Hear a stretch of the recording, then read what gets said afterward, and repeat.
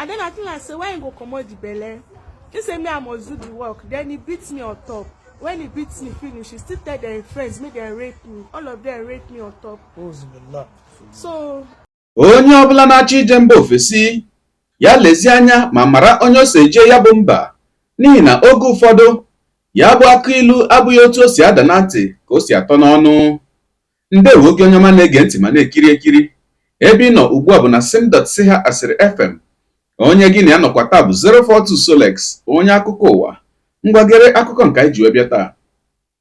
Otu agadi nwaanyị ebeela arịrị n'ihi ụdị ntaramahụhụ ya na mmekpa ahụ bụ nke o nwetara n'aka ndị kpọ ya wee jee mba Libya.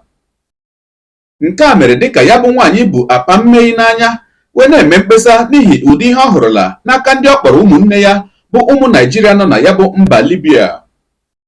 Dịka o siri kwuo na mgbe ọ ruru na ya bụ obodo ka ọ gwara onye kpọjere ya na ọ bụ ọrụ odibo ka ọ chọrọ ịrụ ebe ahụ, mana ya bụ onye kpọjere ya si ya mba na ọ bụ ọrụ akwụna ka ọ ga-arụrịrị na ya bụ obodo.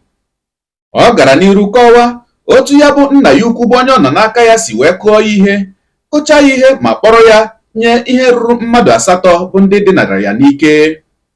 A sịla na Solex si kama lere onyonyo ya. What is your name? Deborah. Deborah. Yes. You are from where? I'm from Akwa State. Nigeria or Ghana or where? Nigeria. What happened? Who beat you like this? Now one man we call Gaspari with white. From where? From Zwara. Zwara, yeah. Yeah, Zwara, yeah. What happened? As I come Zwara, I tell them say na Rabu work I wan do. And they thought say, okay, see they don here. They carry me go in house. From in house, they carry me go connection house. Say me I must do connection work. And I dey cry, dey beg, I say I no fit do connection work. Say Connection work? What will be connection work?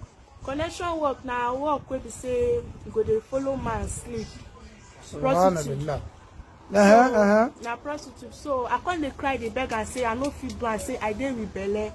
I get belle and the belle. Sorry, you get belle? Yes, I get belle. How many months? The belle na 5 months going to 6 months. So I come I dey cry, dey beg, and then he thought say I must do the work. Say I must do and say he wan go comot the belle. And then I think I say why he go comot the belle? He say me I must do the work. Then he beats me on top. When he beats me finish, he still tell their friends make them rape me. All of them rape me on top. So as they rape me, I can still dey cry, dey beg them. He say he must comot the belle. Wait, how many of them? They reach like, all of them we gather rape me. They reach like 8. 8? Yes. Subhanallah.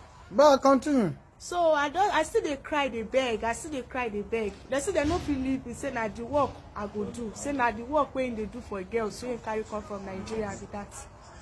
So that is it. Were you owing him or be what? I no dey owe like any money. You know the whole am? No, I no dey owe like money. Just like that? Just like that. So wetin you want we the Nigerians wey we dey here now? Wetin we want make we help you do? Wetin you want? Abeg, I want una just help me because as I dey like this, I dey in a bad situation. Una just help me. Other girls dey there, they suffer. And again, many girls dey underground. They dey inside where? Na there they pack girls they put. Mostly when police come bust there, they go pack us put inside where? Come still use something to cover us again, which is very, very bad. And again, we know they see food eat. Mostly in the morning, if anybody no get money to buy food in the morning, go take just like that. Like person like me, every day now they cry. And again, anytime while they cry, they beg them, they go sit down and then send me come Libya, which is very bad. No be like so they're supposed to choose their fellow Nigerians. And you know good like it's that. Okay, it's okay. Yes, I know they owe them any money. How old are you?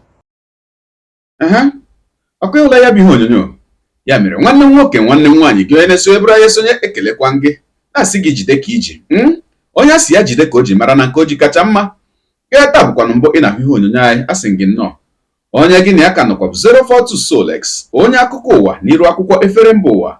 Ya mere ọ bụrụ na ka mmere dị gị mma n'obi nwanne, biko ọ bụ na Facebook na Instagram ka ị na-ahụ ihe onyonyo a, pịara m follow. Ọ bụ na YouTube ka ị na-ekiri ya bụ ihe onyonyo, pịara m subscribe ya na mgbịrịgba ya n'akụkụ ka ị nwee ike na-enweta ihe onyonyo ndị ọzọ ga na-ewetara gị n'ọdịnihu. Ọ bụ na Twitter ka ị na-ahụ ihe onyonyo a, pịara m follow. Ọ bụ na TikTok itikere m ma atọ ọkụma. Igbo ndị nwe m, Igbo ndị ọma njem ọnụ, ekenekwa m unu. Wena sị na ọ ga na-adịrị unu niile mma o. ise ngwanụ na-atụsara m ihe onyonyo a na-apịrị m aka na share button ka anyị mara ma anyị ga-azọpụta ụmụnne anyị. Ọtụtụ ụmụnne anyị bụ ndị ka na-akwado ije mba ofesi ka ha lezie anya ma mara onye ha si eje ya bụ mba. Daalụkwanụ ndị nke m, udo dịrị unu.